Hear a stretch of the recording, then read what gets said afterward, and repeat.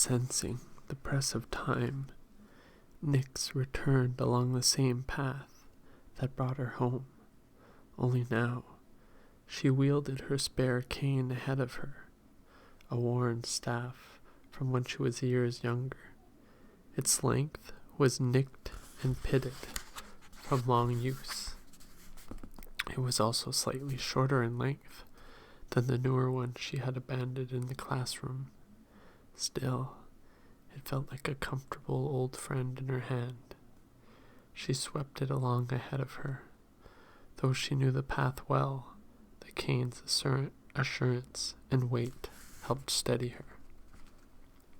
She quickened her pace. It would not be good to be late, not after this morning's travails. Once past the school gates, she dashed up along the 6 tiers. She was breathless upon reaching the 7th, but she made it before the 2nd summoning bell. Hey, what's up? It's Bertrade ASMR, and today we're reading chapter 3 of the Starless Crown. So let us continue. Relieved, she hurried to the left, away from the shame of the Astronicum dome. She intended to collect her other cane later, when no one was looking. Each morning, their studies were devoted to the matters of the world. The riddles of arithmetica, the dissections of biologica, the applications of balances and measures.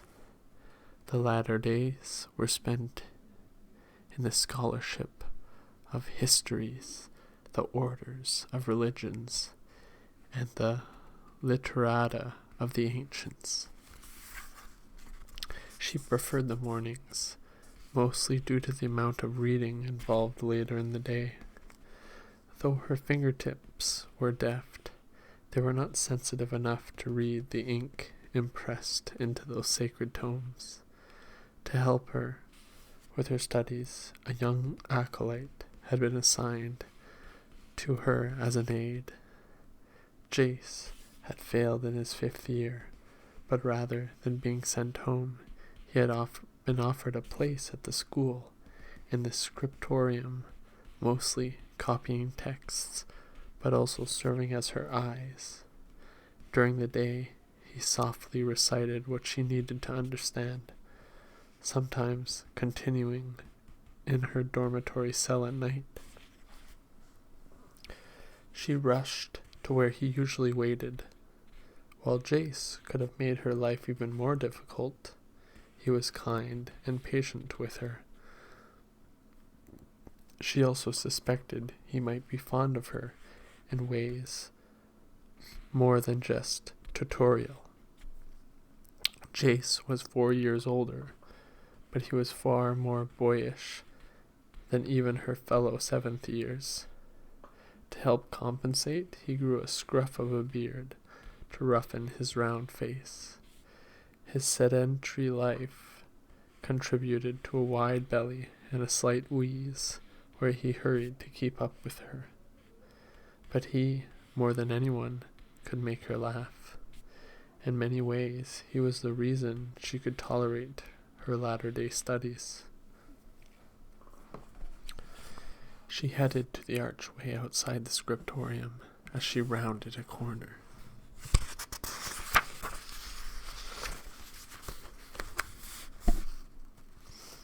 She heard her friend's telltale huff, heavier and pained, as if he had run all the way here.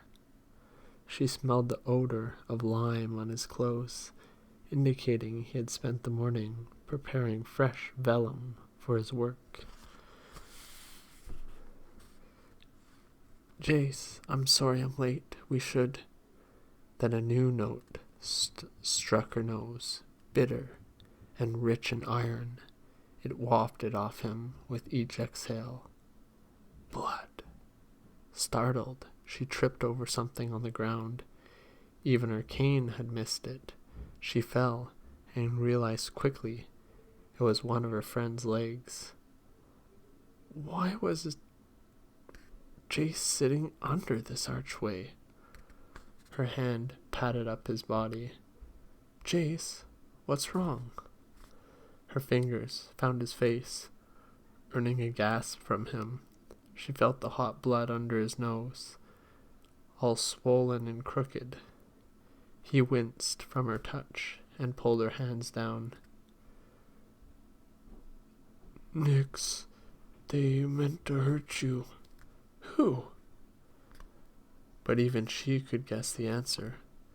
A scuffle of leather on stone sounded from all around her. She heard a hard snicker from behind her. Run, Jace urged, and pushed her up. She hesitated in a crouch, frozen by fear. Don't let her get away, Kinjal shouted. The words broke her panic. Nyx searched for a way to escape. She extended all her senses, reflexively filling in the world around her with each rasp, whisper, and scuff. She shied from a shift of shadows to her right and fled, the pall of sweat and breath swelling behind her. As she headed away, she sought succor from the school, from any sister or brother who might be nearby. With her heart hammering in her throat, the reach of her ears stretched. They peaked and fixed to the familiar tones of Sister Reed around the next corner. Proper place, she'll wish she was merely switched, another responded, his voice high-pitched great. It was Hiermach Flack, who led the Latter-day Studies. And the prioress? What happens between bells, especially between Vex students, cannot be laid at my feet. I shall claim. The seconding summoning bell clanged across the tiers. Ding! Cutting off her words. Gasping, heart pounding, Nyx felt herself near to fainting with terror, almost lifting out of her body. For a moment, a strange new sense overwhelmed her. The echoing of the bells shredded through the shadows, pushing them back, revealing with greater clarity the walls, the stairs, the paths around her. She could even make out shapes closing in upon her. One neared, and she spun away from it. Fingers snatched at her sleeve, but she kept free. A curse blurted out behind her. Bird. She followed the path revealed by the ringing echoes, leaning upon this newfound sense to make her escape. Still, as she fled, she confirmed this new sense with her cane as best she could. The hunters quickly fell behind her, but they did not give up their pursuit, gathering like a storm at her back. She reached the stairway that led up to the 8th tier. As a 7th year, she did not know that level all that well. Still, she swept up the steps, leading with her cane. Her awareness strangely split as she climbed. Her chest burned, her heart pounded, but she also felt as if a part of her were floating above, looking down at herself. But she had no time to dwell on the strangeness. At the top of the steps, she dashed across the tier, with bells fading. The world closed around her again. She sank back into her body. There she is, Kinjal shouted behind her. Nyx fled in terror from the approaching slap of sandals on stone. With the 8th years already ensconced in their classes, there was no one else about. Panic. She tried to go faster. Her shoulder struck a corner and spun her in a full circle. Still, fear kept her upright and moving.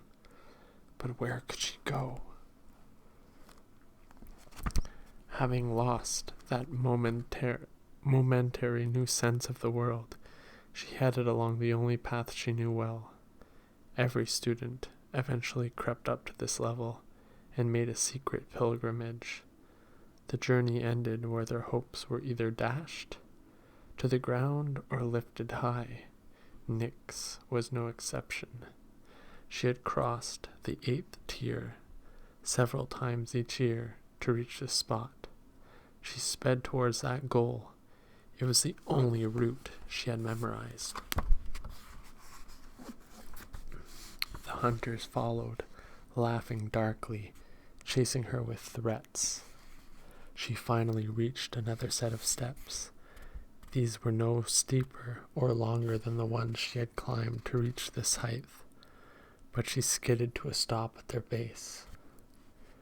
This set of stairs led up to the 9th and final tier. Only those deemed worthy of ascension were allowed to trapeze these steps. It was a path forbidden to all others. Its mysteries were for those chosen for you. To trespass meant immediate expulsion from the school. She trembled at the very bottom. She had spent her first 7 years in Braic, the next 7 here at the cloistery. At this moment, her life teetered between a bright future and a shameful fall. Though she could not know her final fate, she had always strived for her best and hoped for the same. But now,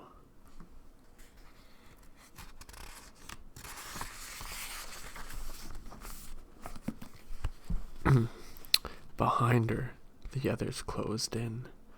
Bird noted her hesitation. He guffawed. But there was no amusement, only threat. He punctuated it with his next words.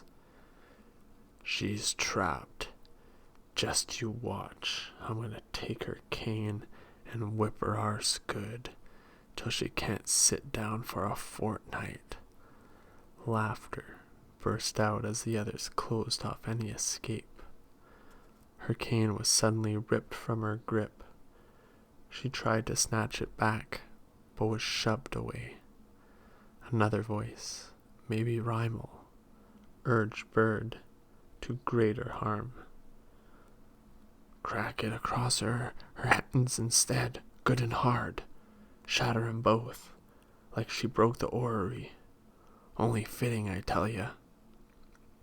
Nyx clenched her fists, heart pounding in her ears. Over the years, she had broken a bone or two from the occasional misstep and bad fall. Pain did not scare her, but her hands contributed as much to her vision as her clouded eyes. Her palms knew every vibration in her cane. Her fingertips revealed the details that her eyes could not. What was threatened here wasn't just the snap of a few bones, but a crippling that would leave her all the more blind. Still, there were even worse fates. Kinjal found her brother's ear. You should go ahead and ruin her instead, she said with a menacing glee. Make sure she's cast out of the school forever. This earned more laughter, only now veined with nervousness. They all knew the menace behind this new threat. For a girl to reach ascension, she had to be a virgin, untouched and pure. For some reason, this did not apply to the boys. Not that there weren't fervent trysts in the dormitories involving everything but the final act. To cross that last line meant exile, not just from the school, but from Brayak itself. Such was the shame. "I think a beating's good enough," Bird said, his voice struggling to sound firm. "That'll put this swamper in her proper place." His sister scoffed. "She deserves worse. She doesn't belong here. We all know it. You're just scared." Nix heard the acid on Kinjel's voice. The High Mayor's daughter had always struggled in her lessons. It was whispered that her father paid for her climb up the tiers with chests of silver, Aries, and gold marches. No one dared say such in her presence. For some reason, Nix had always drawn her ire, perhaps because of the high marks Nix had earned in their classes. Bird sputtered against his sister's aspersions of cowardice, his voice strained with fury and embarrassment. "Ansel, Merkel, grab her. Lackwit'll help them too." He intended to involve as many as possible to ensure no one spoke. Afterward, they could easily blame her violation on some random tourist in the village. Nix backed away, her heel striking the first step behind her. With that touch, anger erupted inside of her, driving back her terror. A coldness snuffed the heat from her body. "If I'm to be cast out, let it be my own action." She lifted her leg and backed onto the first stair. This small act drew shocked gasps. She ignored them and took another step, then another. She refused to give Bird or Kinjal the satisfaction of ruining her. Bird must have recognized the same and growled in his fury. She did not flee from his anger, but instead she used it like a wind to fill her sails and push her upward. Behind her, the heat of the twin pyres grew with each step. The smoky incense washed away the reek of the threat below. Bird cursed. "Don't think you'll escape that easy." Though she couldn't see him, she heard him rush the stairs. Startled at his boldness, she froze. Kinjal called to her brother, panic in her voice, perhaps only now realizing she had pushed him too hard. "Bird, no, you can't."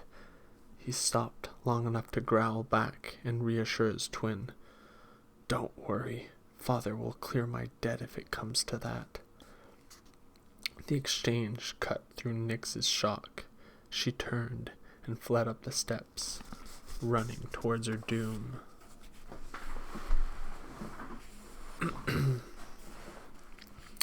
Already addled, Nix fought to keep her footing as she reached the school summit. With only rumors and stories to guide her, she was lost. According to Jace, the 9th tier was nothing like the others. It supported a circle of towers, each holding various levels of study. The western half, its towers built of dark, volcanic stone, mined from the foundations under the school, held the classes in alchemy. On the other side, spread an arc of blazing white turrets constructed of limestone, hauled in from the cliffs of landfall to the east. Among those white towers, the mysteries of godly orders and ancient histories were revealed to the 9th years. Knowing such knowledge would be forever forbidden to her. Nix ignored both sides and fled towards the twin pools of brightness. At the summit center, the two pyres glowed like the very eyes of the Father above. For centuries, the pair had stared down at the students below, daring them to come closer, to gaze deep into the wonders and terrors contained therein. Above the pyres, darker shadows roiled into the sky, stirring with bitter alchemies and sacred incense. As she drew nearer, the sense overwhelmed Nyx, erasing all the detail around her. The roaring fires deafened her. Even the flames cast aside all discerning shadows into one continuous blaze.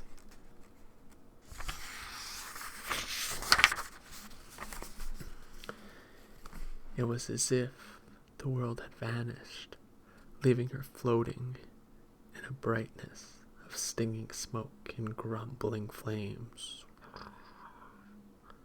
So be it. Knowing she could go no farther, she stopped between those pyres, ending her frantic flight. She put her back to the fires. She refused to cower. Steps away, a harsh, panting cut through the roaring. Bird. I'll drag you back by your hair if I must, he threatened. He punctuated his threat with a hard smack of her cane against the stones. She heard the wood crack with the impact, sounding like the breaking of a bone. It felt as if he had shattered an old friend. Both despairing and angry, Nyx considered tossing herself into the flames to thwart him even now.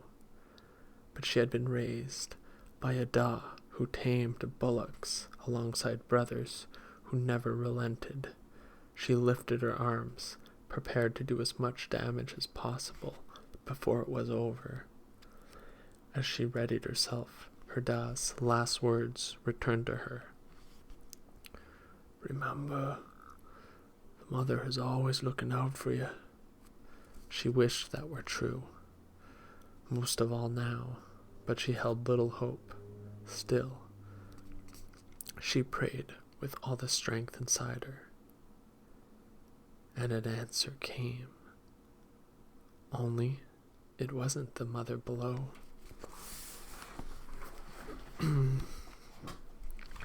As Bird rushed at her, the tiny hairs along Nyx's arms shivered. Then she heard it. A screech split the sky. The cry crashed into her, washed through her, shook her bones and her teeth. Then her body ignited into a torch. She felt her skin blister, her eyes boil. She imagined the flames of the pyres had struck her, buffeted into her by the sweep of the large wings overhead. Despite the pain, she ducked low. Ahead, a scream. Not a beast, but a boy carried towards her. It cut off in mid-cry. Then a body struck her, knocking her back between the two pyres. The fire inside her instantly died, as it snuffed out by the bulk atop her. Knowing it was Bird, she fought to free herself.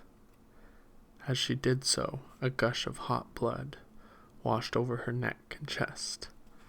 Her fingers tried to staunch the flow, only to discover torn flesh and the stump of a neck. She gasped and struggled in terror. Bird's head was gone, ripped from his body. Tears burst along with a sob. No. She struggled to get free of his weight. Then it was ripped off of her and tossed in the alchemical pyre. On her back, she elbowed and kicked her way deeper between the fires. Flesh and blood sizzled and smoked to her left. No. Through the brightness of the twin blazes, A dark shadow grew before her. Her left leg was grabbed, pinned to the stone, the shape crested over her, a bony knuckle crushed into her belly, another onto her right shoulder. She had once been trampled by a panicked 100-stone bullock heifer. What held her now was far heavier, its purpose more deliberate. No.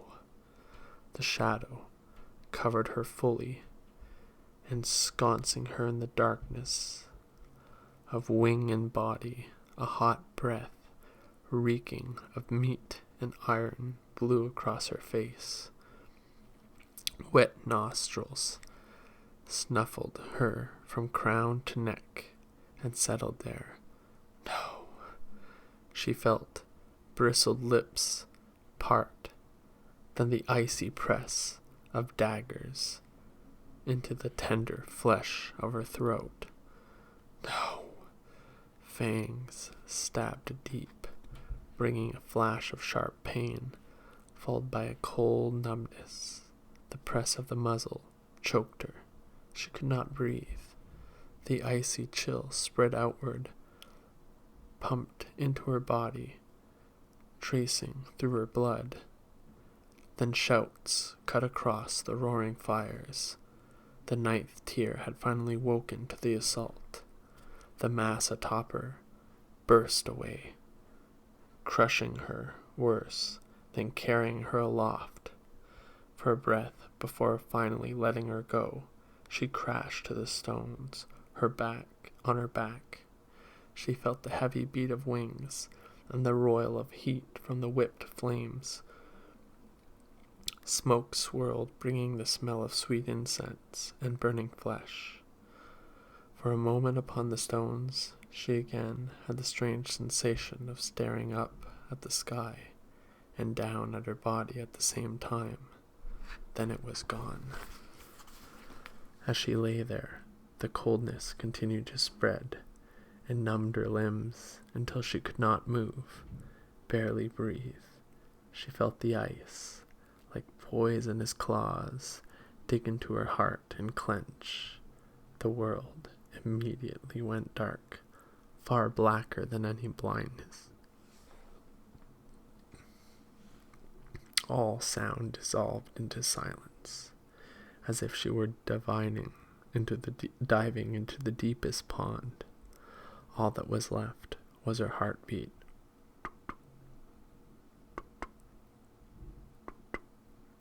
She bore witness to each slowing spasm. No. She fought to hold, to will another beat. As she did so, a new noise rose from the dark depths. It distracted her focus. Screams and shouts filled her head. Hundreds, then thousands. Then more. The ground trembled under her, then buckled wildly. It all ended with a thunderous cracking that left her hollow and barren. In the aftermath, all that remained was an awful silence, far emptier than anything she had experienced. If she could have, she would have wept. Only then did she realize the truth. In that empty silence, her heart